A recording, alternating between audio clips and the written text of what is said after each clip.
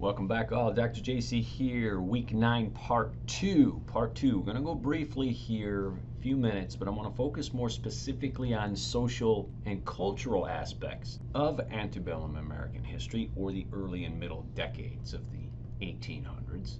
And we're going to start first with the impact of the Supreme Court, specifically Chief Justice John Marshall's court. So let's go there first. Now, Chief Justice John Marshall, depicted here on the left, very important, very impactful individual because he's going to shape the court. And what I mean by that is during this constitutional convention in Philadelphia, they came up with this idea of separation of powers. We're going to have this legislative branch and this executive branch, and that this judicial branch, which of course the Supreme Court here is part of, or is essentially, would serve as arbiter between the two if need be. But the question on how much power the court was to have, especially in conjunction with or relation to state courts, was still somewhat undefined. That will not be the case when John Marshall becomes Chief Justice.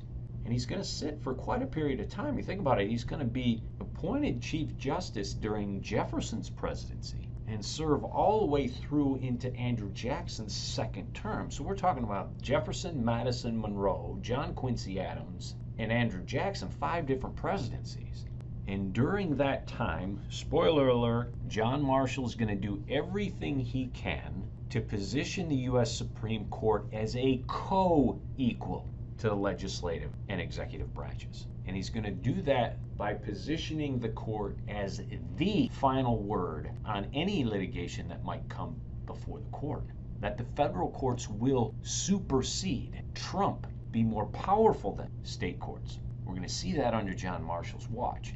While I would highly recommend anyone Google John Marshall to get a little bit better background on him, I mean, this is the guy that's still the longest serving Chief Justice in U.S. history to present day. And while I'd ask everyone to take a couple minutes to Google the select cases that I have listed here on this slide, I'm just going to take a moment here and talk about judicial review.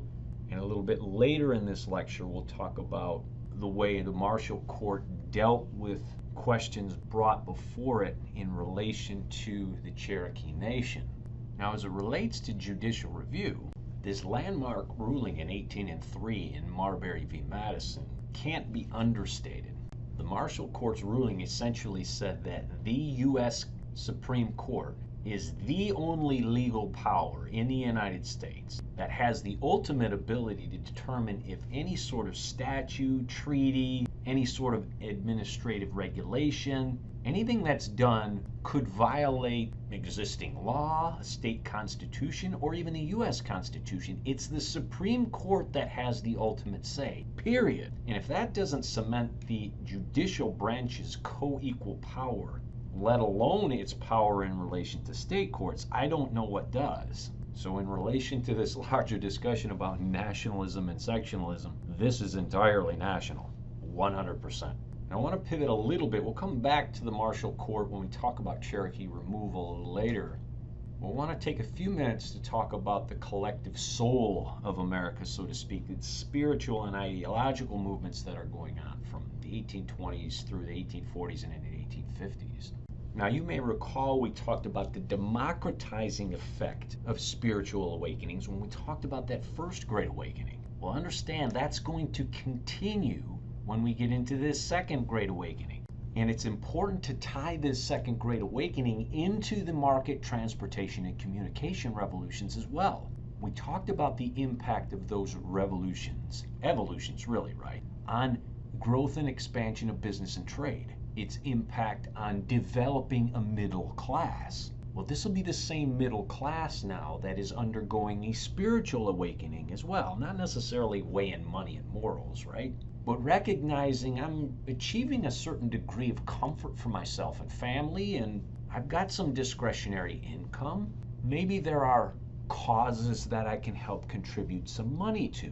But beyond the impact perhaps on white males, how about females? You'll recall that women were allowed to speak and preach and share and show their love for a higher power in society in an open forum, in an accepted way. That'll continue in the Second Great Awakening. In fact, women will take an even greater role And this is occurring at the same time, if you recall, women are leaving what?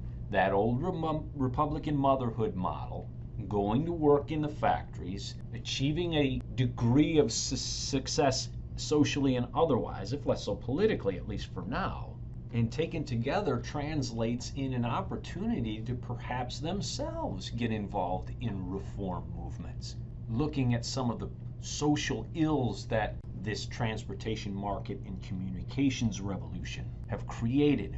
Urban poor. How about those that might be mentally afflicted? What do we do with them? Just lock them up in asylums? And so later in the course, when we talk about antebellum reform movements, understand that they are intrinsically linked to this Second Great Awakening as well. The idea that America, yes, has a manifest destiny, but it also has a moral compass. And if we're truly going to lead, then we lead by example. And so women are going to find a voice here, and an accepted one. The other aspect of the revivals is the participation of Black Americans, especially the free blacks. Individuals worshiping together as co-equals. And if you consider the political status of women or free blacks, that they are equally civilly emasculated, meaning they can't have access to the ballot box, maybe they can, through these spiritual relationships, also do what? Have discussions about ways we can advance our political interests together. That maybe there's a degree of political and social equality that needs to occur here, and if we bring our voices together, what might we be able to achieve? And we'll talk more about this partnership and its impact, whether national or sectional, and I will have both later when we get into antebellum reform. As we begin to pivot now from the spiritual to the ideological, from this Second Great Awakening to transcendentalism, I have to pause here for a second and talk about this guy, Charles Grandison Finney, as an example of the type of preacher and message that is coming out specifically in this Second Great Awakening. Naturally, time is not an ally here, and I would ask that you guys do a quick web search of Charles Grandison Finney. Important figure during this time period, and with a moniker of the father of modern revivalism, you probably ought to Google him. But understand, Charles Grandison Finney represented this new type of preacher in this Second Great Awakening, and it'll differ from the First Great Awakening, because the message now becomes one of America's moral soul. And beyond the individual perfection one hopes to attain or achieve through a relationship with God or nature's God, to use Jefferson's terms, one must also focus on loving and helping their neighbor, and thus social activism becomes a component of this spiritual awakening that is the Second Great Awakening as well. This focus on social justice, social reform, will be found in intellectual movements in the United States as well, especially this transcendentalist movement that we associate with New England. Some of you may have bumped into the Ralph Waldo Emersons and Henry David Thoreaus in previous courses, or perhaps in high school you had a history or lit class, but perhaps not within the context of the time period, perhaps not within the context of this larger Second Great Awakening. And while not all of these transcendentalists were themselves actively part of some Christian denomination, in fact, some of them we could probably characterize as being closer to being atheist, which being an atheist is kind of a religion in its own right. We'll save that for a different discussion. But there is a spiritual component to this. There is a moral component to this movement. And like the messaging from the Charles Grandison Finneys about personal perfection and social involvement, you'll find the same themes here in transcendentalism as well. And as a result, the class of people really didn't matter, or where they came from didn't matter. So we might talk about this intellectual movement, transcendentalism, as being more urban than rural per se. Perhaps individuals of the upper class rather than the mason jar crowd that might go to the revivals. The overall message or spirit was generally the same. And in that regard, that spirit cut across class went beyond urban or rural stereotypes and thus became really a spirit of the age, America's collective soul, so to speak.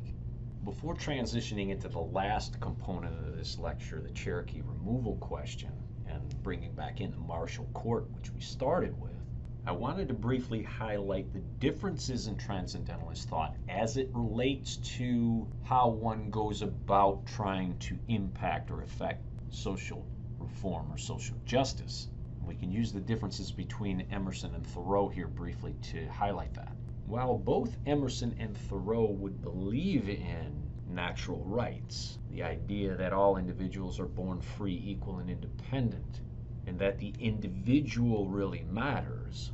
So I'm not saying this is kind of like Taoism or Taoism from Lao Tzu, that strong individuals are what makes strong society. But Emerson's focus would be more on self-reliance, that individuals work hard to get your own house in order. Don't worry about what's going on with your neighbor, unless and until perhaps your neighbor needs some help, then you go do it, right? And if you're going to address some of the social ills in society, then you do it in a less aggressive way. Henry David Thoreau, however, much different. Less worried perhaps about self-reliance and perhaps a little more about civil disobedience. That if we're going to make changes in society, then we need to be aggressive in the way we do it. And then if we as transcendentalists believe that there is a higher law than man's law, then we ought to work really hard, really aggressively, push really hard to make those changes. And while I'm not going to refer to Thoreau's approach as being more militant, that might be too strong a word, understand that the approach to bringing about social change is different between Emerson and Thoreau in that regard. It's more of that militant, aggressive approach that the South, and many voices in the North, mind you, is going to take exception to, especially when it starts to come from these anti-slavery societies. We'll get to that in weeks ahead. Beyond perhaps white and black voices that we've discussed thus far, I wanted to kind of bring the quote-unquote red voices into the mix here as well, and loop back around to the Marshall Court and talk specifically about the way the Marshall Court approached this problem that came to the forefront when Andrew Jackson was President of the United States. Harkening back to previous discussions, we've already established that Jackson's views of Native peoples are not really high. Much of this coming from his own experience, especially while campaigning during that War of 1812, the Fort Mims massacres, those types of events. And so we have to keep in mind Jackson's actions as it relates to the decisions made by the Marshall Court are going to be colored, pardon the pun, by his view of red-skinned peoples. Rather than get into the details of this Indian Removal Act of 1830, Jackson's orders to General Winfield Scott to forcibly move the Cherokee, and the whole event that was, tragic event that it was, this Trail of Tears, I want to focus specifically on these court cases, Cherokee Nation v. Georgia and Worcester v. Georgia itself, because I want to talk a little bit more about how Jackson's reaction to the Supreme Court decisions, coupled with the spoils system we talked about in the previous lecture, were not necessarily the best precedent to set by a president, in ways that Jackson's reaction here, this Cherokee removal, ongoing at the same time this tariff of abominations, this nullification crisis is going on. Remember, he's got his vice president basically sticking up two middle fingers to him. Lots of folks are referring to him as King Andrew, and much of that because of Jackson's reaction here to the Marshall Court's decision and opinion in Worcester v. Georgia. Essentially, the earlier case, Cherokee v. Nation, Georgia. Now, the Marshall Court refused to hear this. They didn't hear the case. They did offer an opinion, though, and said, look, the Cherokee have a right to their frickin' lands here. It doesn't matter what the Removal Act says, right? They have a right to their lands unless they voluntarily cede the lands. Now, if they sell them, that's one thing. But you can't forcibly move them. This belongs to them because they're protected under the Constitution. That's the Marshall Court's opinion. Well, the removal continued. And within a year, the Marshall Court decides to hear this second case. And it's in the Worcester v. Georgia case that they argue that the state of Georgia has no right to move these people. They belong on this is their land. They're protected by the Constitution. You can't do that. and by extension, perhaps the martial court's calling into question the whole Indian Removal Act. So with their decision, Jackson's job now as chief executive is to enforce federal law. He should stop the removal, but he doesn't. The process continues, and his disrespect for the Supreme Court will reemerge again under Lincoln.